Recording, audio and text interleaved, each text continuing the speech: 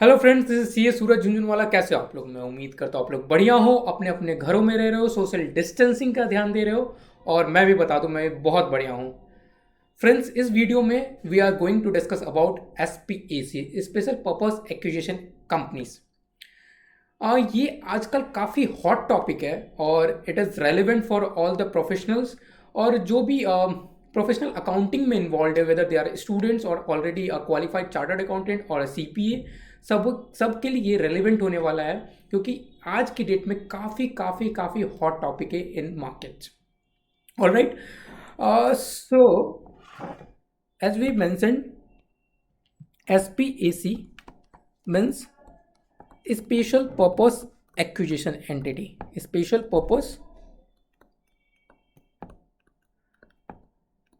And at the name suggests, जैसे name suggest कर रहा है कि कोई ये स्पेशल पर्पस के लिए बनाया जाता है, ये कंपनी स्पेशल पर्पस के लिए क्रिएट करा जाता है।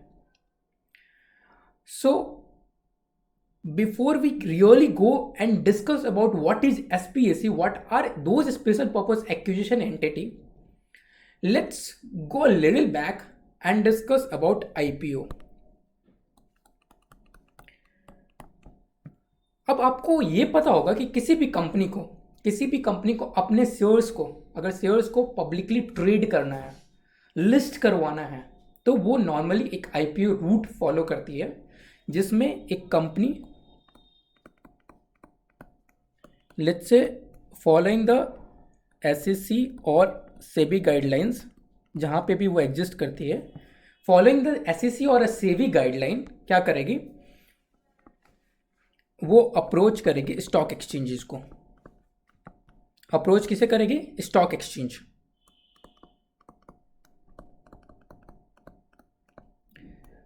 अब let's say in India stock exchanges NSE BSE को अप्रोच कर सकती है और वहाँ पे वो शेयर्स लिस्ट हो जाएंगे। Once they are listed, they are eligible for trading। और ये कंपनी, जो कंपनी लेट्स से कंपनी एक नेम की कंपनी थी, वो यहाँ पे अपने शेयर्स को लिस्ट करके एक न्यू शेयर्स इशू करके फंड्स को कलेक्ट कर सकती है। Funds collection can be done,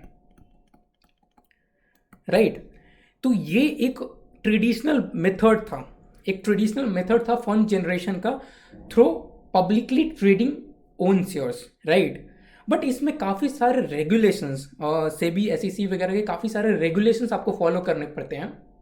you need to follow all those regulations and बहुत एक लंबा सा ड्यू डिलिजेंस प्रोसेस इन्वॉल्व होता है।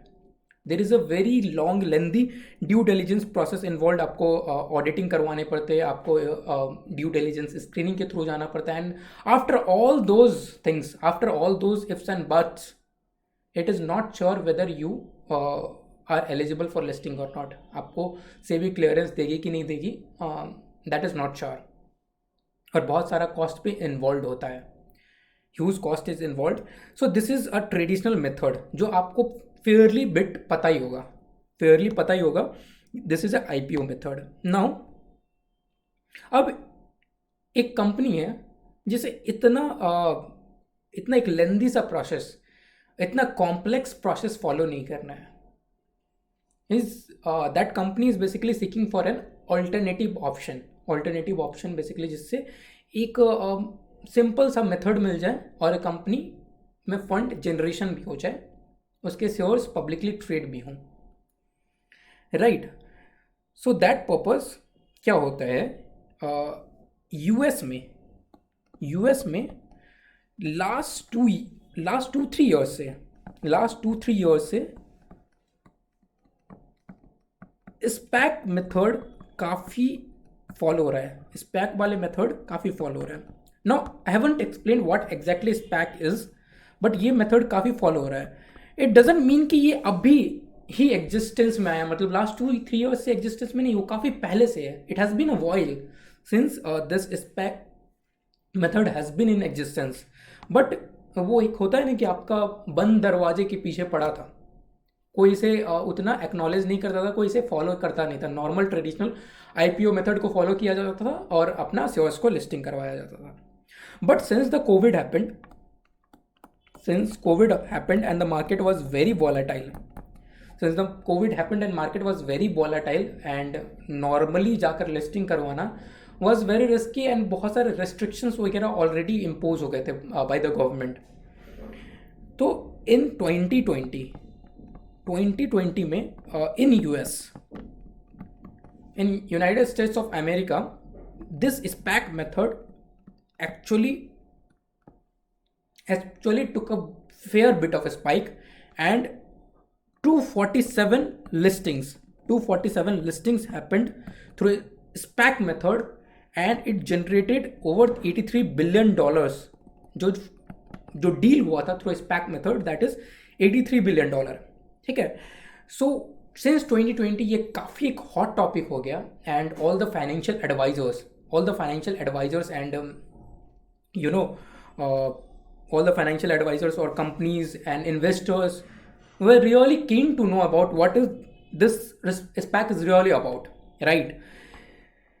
So now let's discuss what is SPAC. Now if you can see on my screen, there is a chart.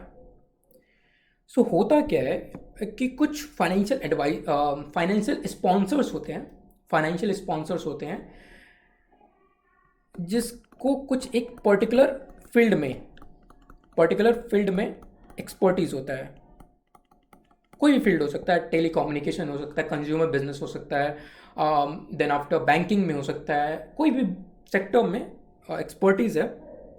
वो क्या करते हैं, फाइनेंशियल स्पॉन्सर्स क्या करते हैं, एक स्पेशल पर्पस एक्विजिशन कंपनी बनाते हैं और उसको लिस्ट करवा देते हैं. उसको SPAC एक कंपनी फॉर्म करते हैं और उसका shares through an IPO list करवा देते हैं. ठीक है. एंड इस कंपनी में कुछ भी नहीं होता है. There is nothing, no business at all. इसमें आपका सिर्फ और सिर्फ क्या होगा, कैश और इन्वेस्टमेंट्स होगा. इस कंपनी में only there will be cash और इन्वेस्टमेंट्स, क्योंकि आप शेयर्स इशू करके कैश कलेक्ट करते हैं और इन्वेस्टमेंट्स वगैरह करते हैं, राइट. तो कंपनी फॉर्म करके थ्रू IPO आप शेयर्स को लिस्ट करवाते हो एंड आपको कैश का जनरेशन होता है ना. This is done by financial sponsors. और आपको इस मेथड से क्या होता है, इस मेथड से आपको कुछ इन्वेस्टर्स मिल जाते हैं जो अपना पैसा लगाते हैं. अब ये आपका जरूर एक डाउट होगा कि कोई बंदा क्यों अपना पैसा लगाएगा, क्योंकि ये कंपनी तो जस्ट कोई ऑपरेशन है नहीं. आपको सिर्फ एक शेयर्स मिल रहा है, उसके बदले कंपनी कैश कलेक्ट कर रही है. ठीक है. तो जस्ट वेट एंड वॉच, आपको इसका ऑब्जेक्टिव पता चलेगा. कंपनी फॉर्म हुआ, उसका शेयर्स आपने लिस्ट करवाया और कैश जनरेट करवाया. अब ये जो कैश होता है, इस पे आप इन्वेस्टमेंट वगैरह करके you gain interest, and interest के थ्रू ही आप इसके SPAC के एक्सपेंसेस, जो रेगुलर एक्सपेंसेस होते हैं, उसको बियर आउट भी करते हो. सो यू कैन से ये जो कंपनी होता है वो कैश को एज अ ट्रस्ट हेल्ड करता है. ठीक है, एज अ ट्रस्ट हेल्ड करता है. Blind pool of cash raised by financial sponsor through IPO to acquire a private operating company.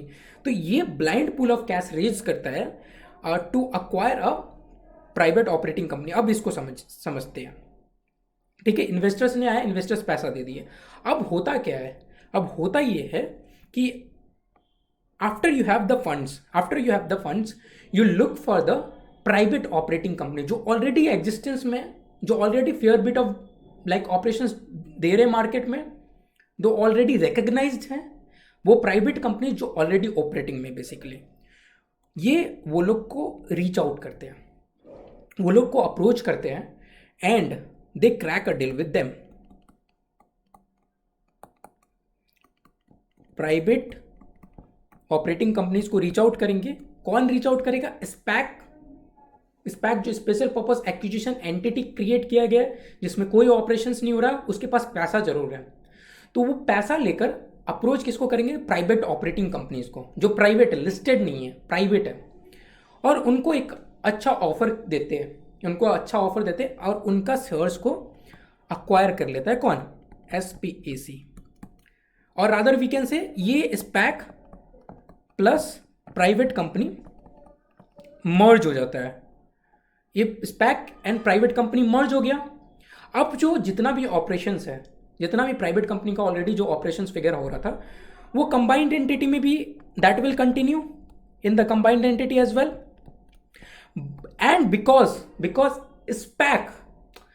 SPAC के शेयर्स लिस्टेड थे, because SPAC shares were listed and इसने shares acquire कर लिया private company का, तो जो कंबाइंड एंटिटी का जो शेयर्स होगा, कंबाइंड एंटिटी का जो शेयर्स होगा that will automatically be a listed shares. The combined entity का जो भी शेयर्स होगा that will automatically be a listed shares. तो इससे क्या हुआ, आपको ट्रेडिशनल आईपीओ मेथड नहीं फॉलो करके, traditional IPO method where you do all those complex methods, आपको प्रॉस्पेक्टस बनाना पड़ता है, you have to go through a due diligence, you have to go through road shows for promotions and etcetera, वो सब नहीं करके आपने क्या करा, फ्यू इन्वेस्टर्स आए थ्रू स्पैक, जिसमें स्पेशल पर्पस एक्विजिशन एंटिटी में फंड दिया, उस एंटिटी के थ्रू प्राइवेट ऑपरेटिंग कंपनी को आपने अप्रोच करा, और उस प्राइवेट ऑपरेटिंग कंपनी को अप्रोच करने के बाद आप डील क्रैक करते हो, और डील क्रैक होने के बाद मर्जर होता है, एंड मर्जर के बाद कंबाइंड पब्लिक लिस्टेड एंटिटी बन जाता है। I hope you got my point.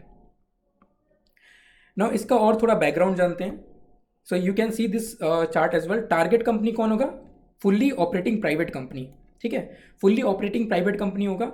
और ये जो स्पैक बनता है, स्पैक बनेगा उसके 24 मंथ्स के within 18 to 24 months US में दिया जाता है, जिसमें आपको टारगेट ऑपरेटिंग कंपनी को अक्वायर करना है, and then there will be a publicly listed operating company, ठीक है, पब्लिकली लिस्टेड ऑपरेटिंग कंपनी, इस दोनों का रिजल्टेंट आ जाएगा। Alright,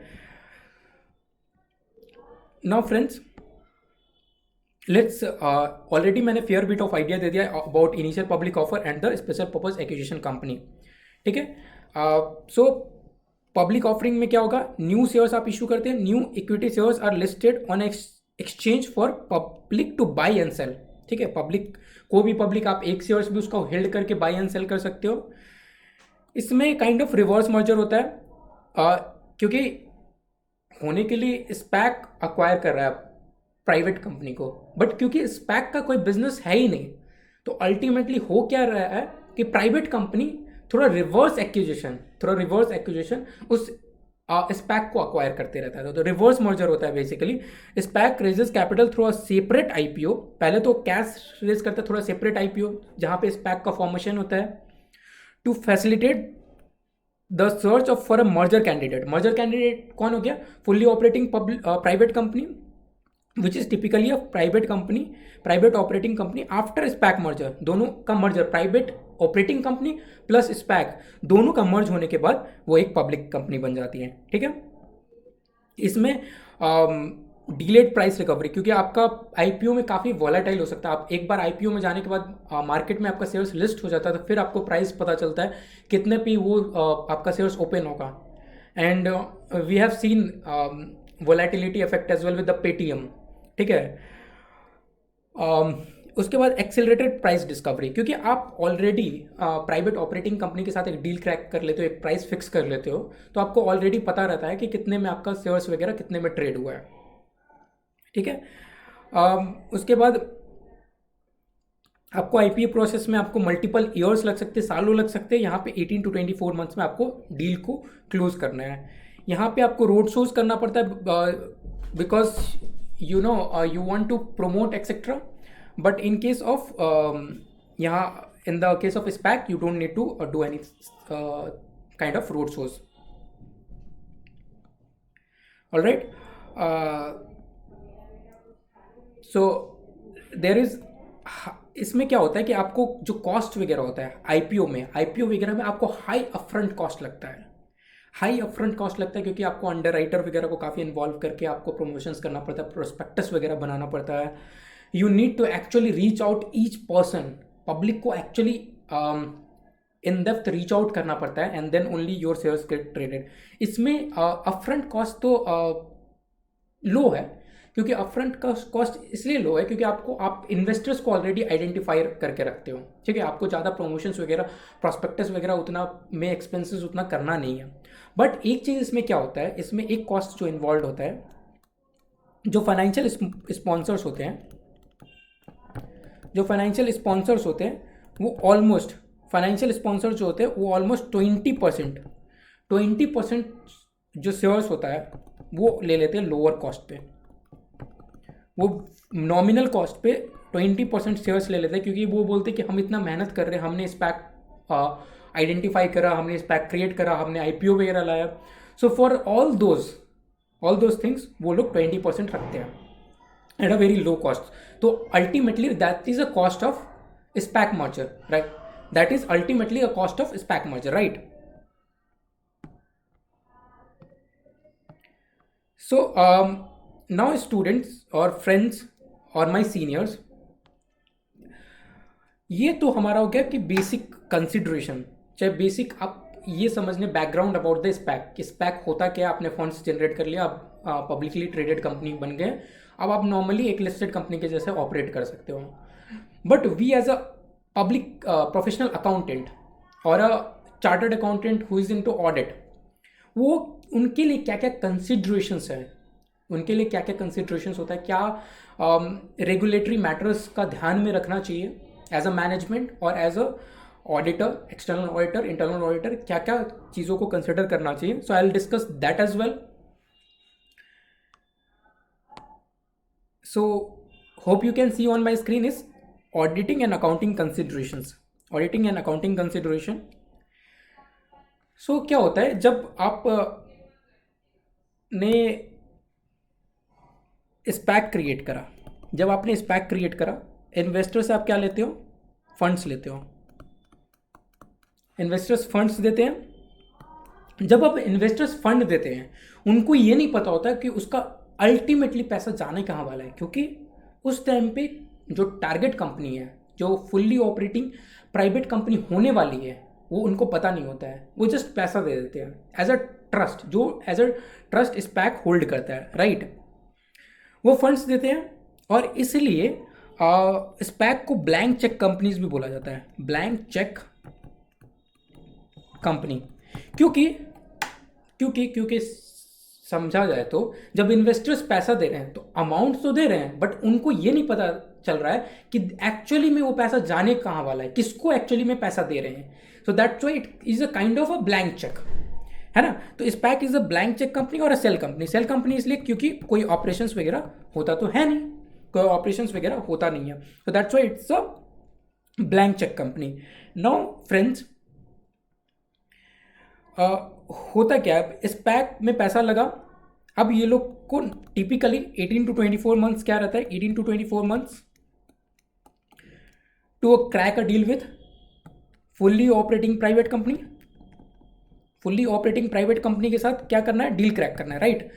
now in that 18 to 24 months, 18 to 24 months, अब जब फुल्ली ऑपरेटिंग प्राइवेट कंपनी को आप आइडेंटिफाई करते हो, जो भी शेयर होल्डर्स हैं, जो जिन्होंने पैसा लगाया, इन्वेस्टर्स जो हैं, उनको ऑप्शन दिया जाता है। कल को अगर उनको ये पसंद नहीं आया, ये डील पसंद नहीं आया and they want to back out, तो उनको ऑप्शन दिया जाता है कि they can redeem their shares.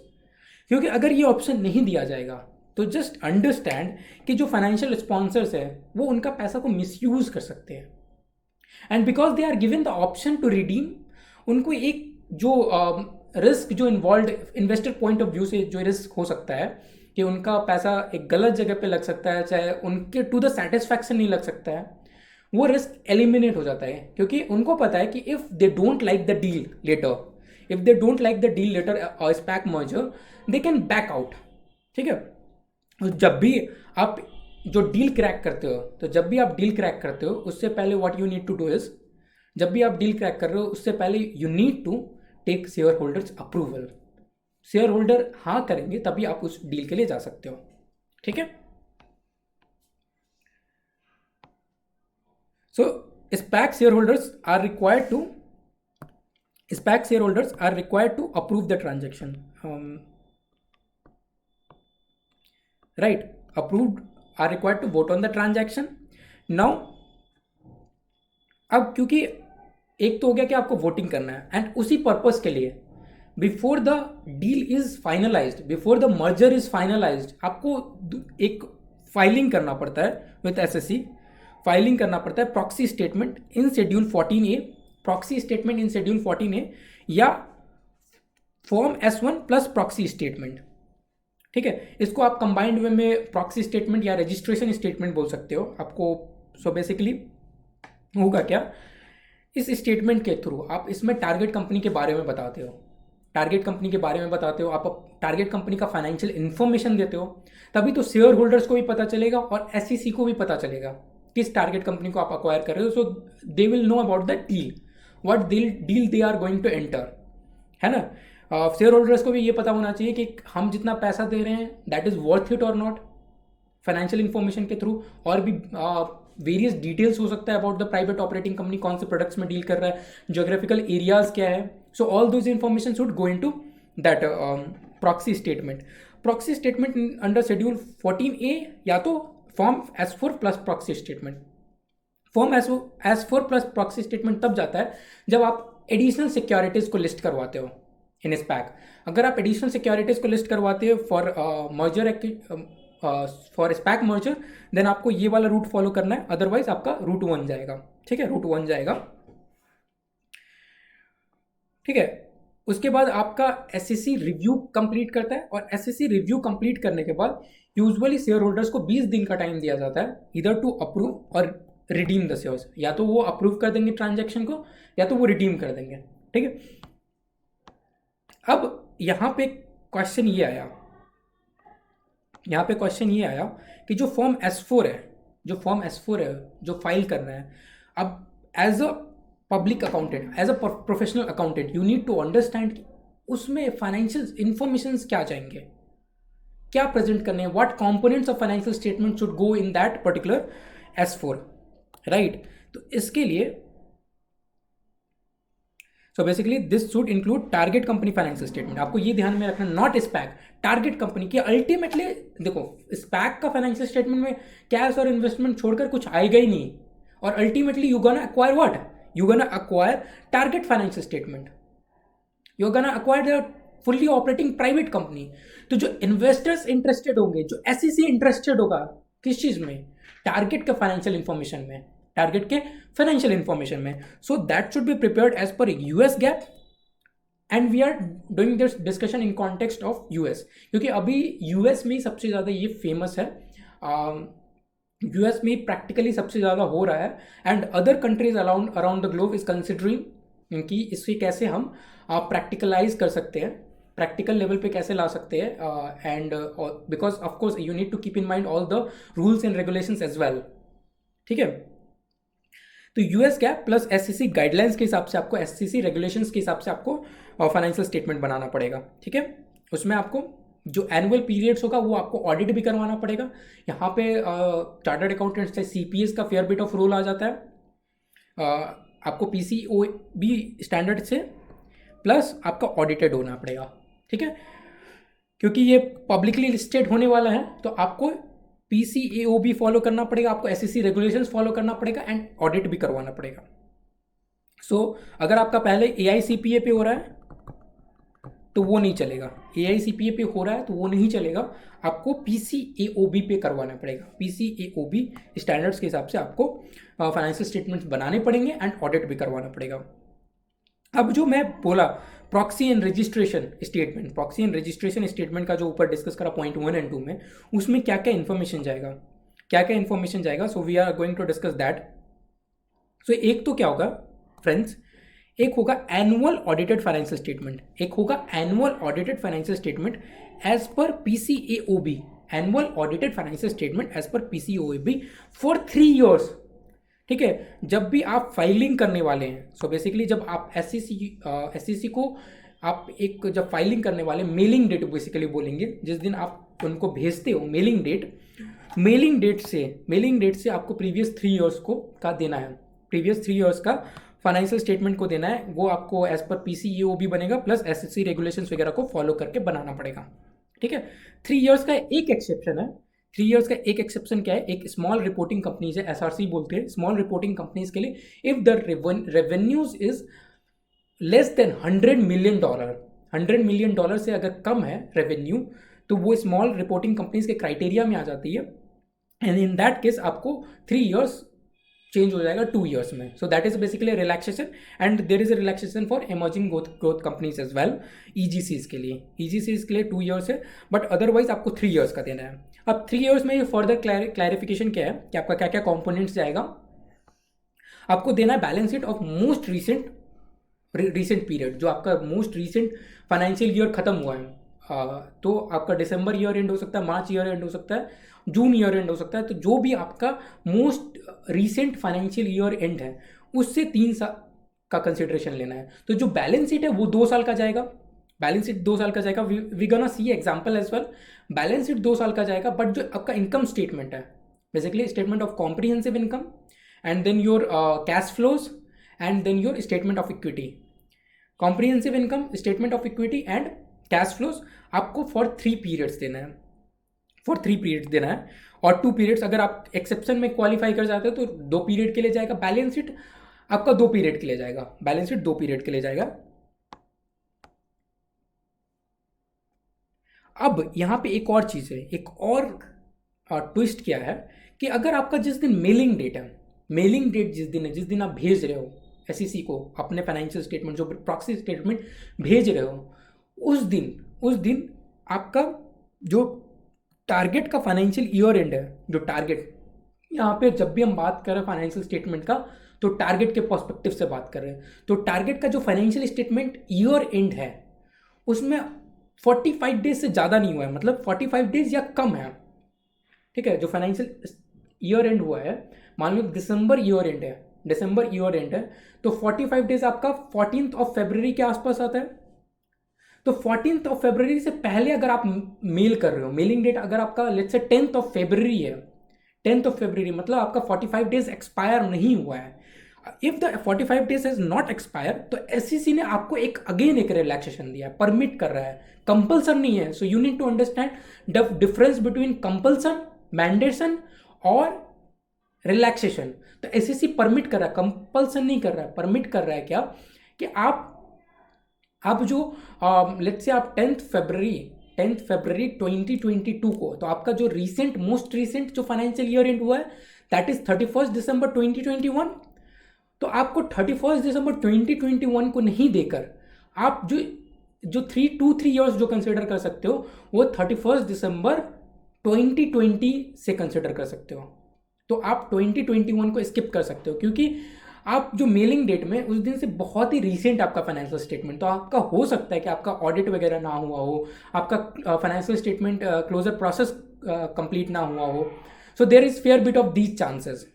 तो आपके लिए अननेसेसरी का बर्डन नहीं इंक्रीज करने के लिए क्या किया जाता है, आपको एक ऑप्शन क्या दिया जाता है.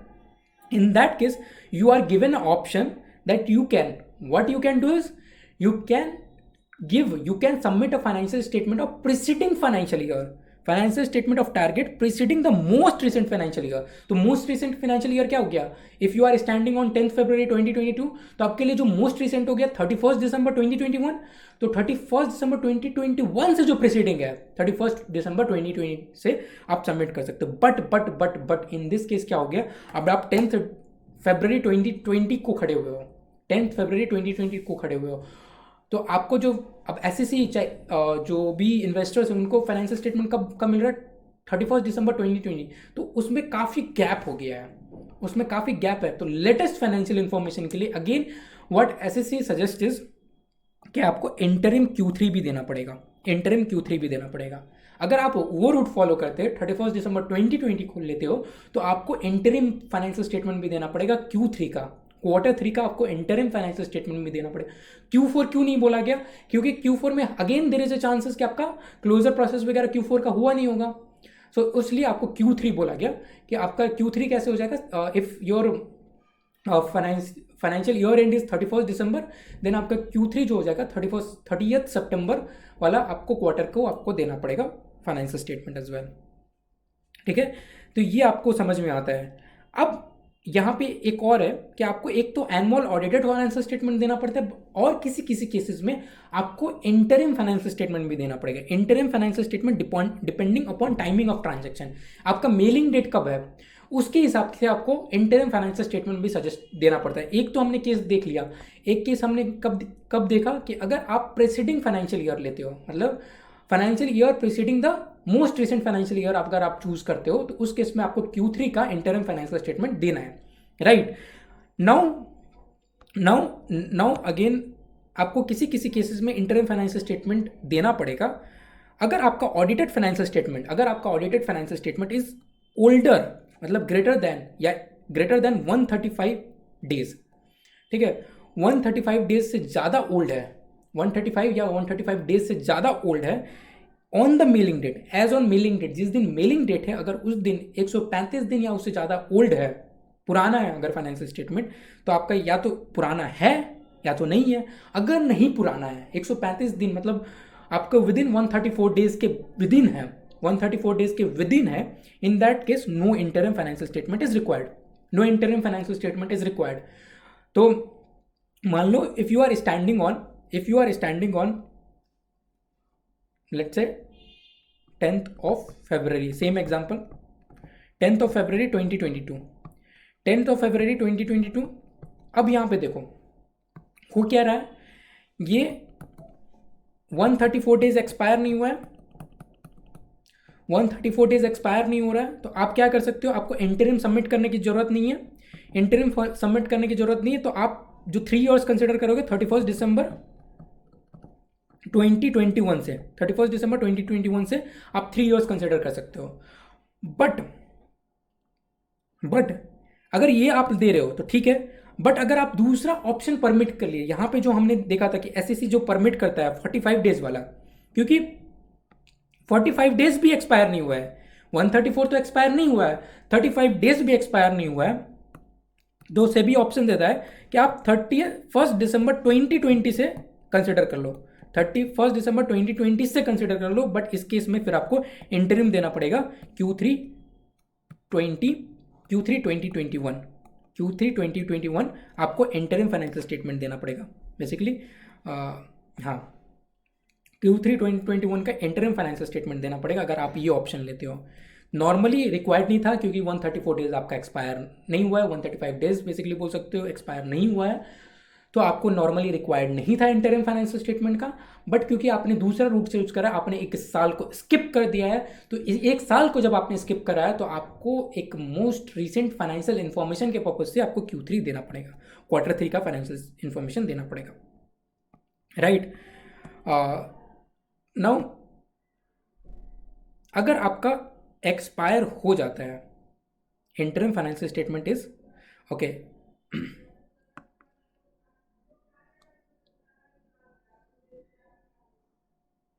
अगर आपका ये डेज एक्सपायर हो गया, आपका 134 डेज एक्सपायर हो गया है, 134 डेज एक्सपायर हो गया है, अगर यस वाले केस है, नो वाले केस में हमने इंटरिम फाइनेंशियल स्टेटमेंट नहीं रिक्वायर्ड है अनलेस आप एक साल स्किप करते हो, बट यस वाले केस में आपको रिक्वायर्ड होगा इंटरिम पीरियड फाइनेंशियल स्टेटमेंट, जो कि 134 दिन से ज़्यादा ओल्ड ना हो ऑन व्हाट, 134 दिन से ज़्यादा ओल्ड ना हो ऑन मेलिंग डेट। तो आपको मेलिंग डेट में देखना है कि 134 दिन से ज़्यादा ओल्ड ना हो।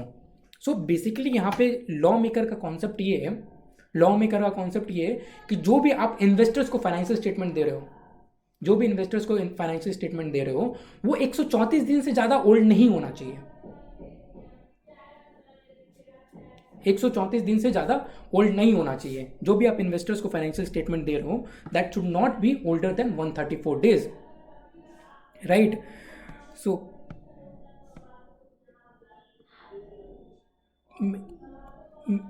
अब नाउ केस 1 हम दो एग्जांपल देते हैं। आपका ईयर एंड दिसंबर है, एग्जांपल देते हैं, ईयर एंड दिसंबर है, मेलिंग डेट आपका 1 मार्च 2020 है, मेलिंग डेट आपका 1 मार्च 2020 है, ठीक है। तो आपका जो एनुअल फाइनेंशियल स्टेटमेंट जो जाएगा, मेलिंग पीरियड आपका, मेलिंग डेट है 1 मार्च 2020, आपका जो एनुअल फाइनेंशियल स्टेटमेंट जो जाएगा, सिंपल सिनेरियो, क्योंकि आपका 45 डेज यहाँ पे क्या हुआ है, 45 डेज एक्सपायर हो गया है, तो वो वाला साल स्किप करने वाला ऑप्शन तो मिलेगा नहीं। 45 डेज एक्सपायर हो गया, बट 134 डेज तो एक्सपायर हुआ नहीं है। 134 डेज एक्सपायर नहीं हुआ है तो आपको इंटरिम देने का जरूरत नहीं है। बट आपको कौन कौन सा पीरियड देना पड़ेगा, क्योंकि आप 1 मार्च 2020 में खड़े हो, दिसंबर आपका ईयर एंड है, तो 31 दिसंबर 19, 18 एंड 17 को आपको कंसिडर करना पड़ेगा, राइट।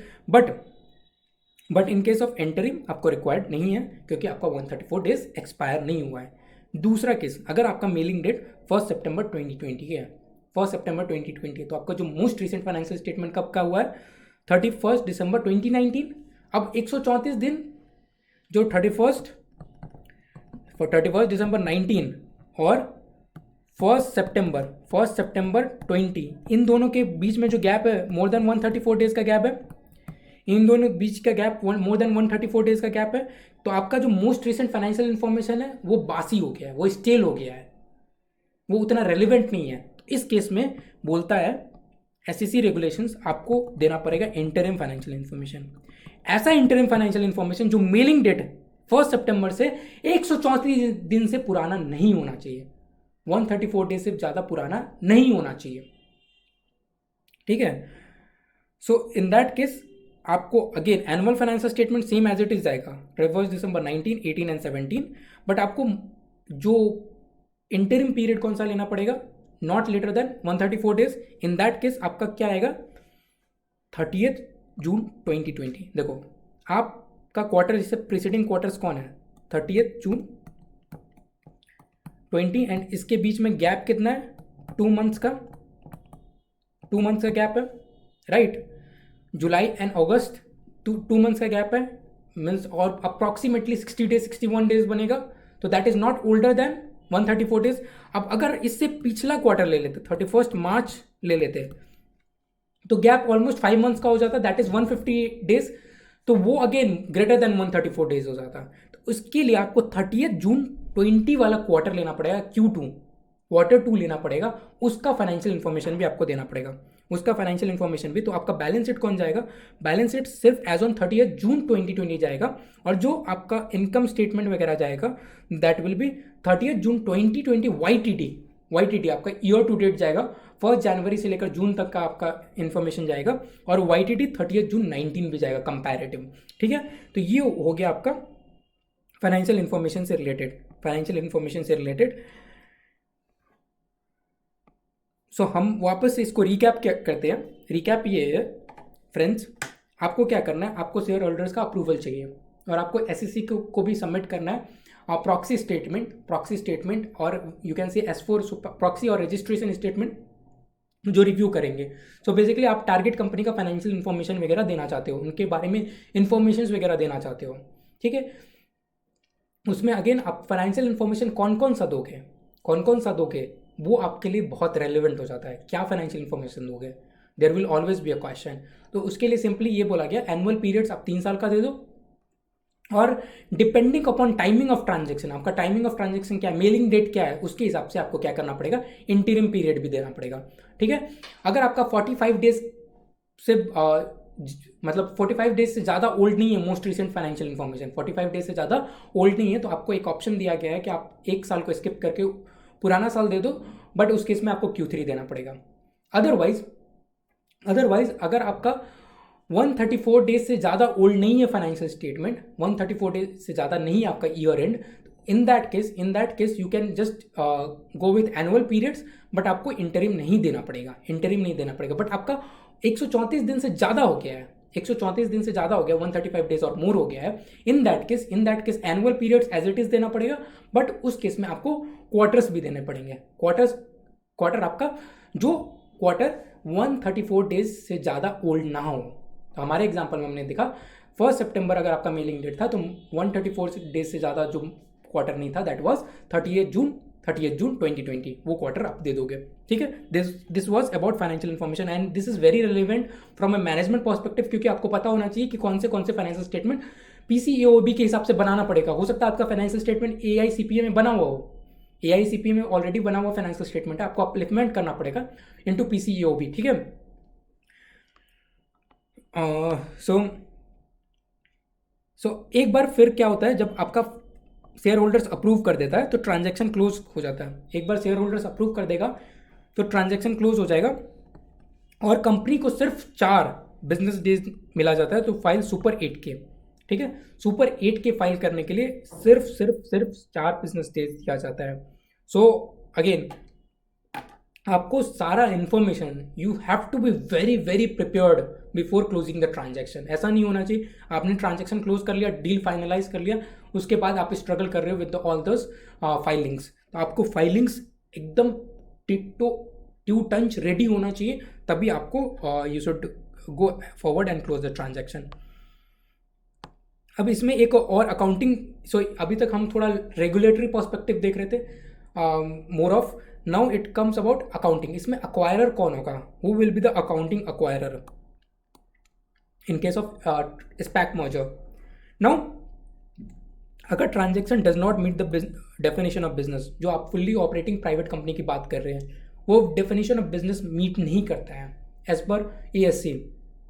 अगर as per ESC definition of business नहीं मीट करता है तो it will just merely a acquisition of assets and liabilities, sorry, it will merely be acquisition of assets and liabilities. In that case अगर आपका just merely acquisition of assets and liabilities है तो जो आपका acquirer हो गया that will be a SPAC, special purpose acquisition company, वो acquirer हो जाएगा and that will be merely acquisition of assets and liabilities, जो कि आप फेयर वैल्यू पे अकाउंटिंग कर लोगे, फेयर वैल्यू पे अकाउंटिंग कर लोगे।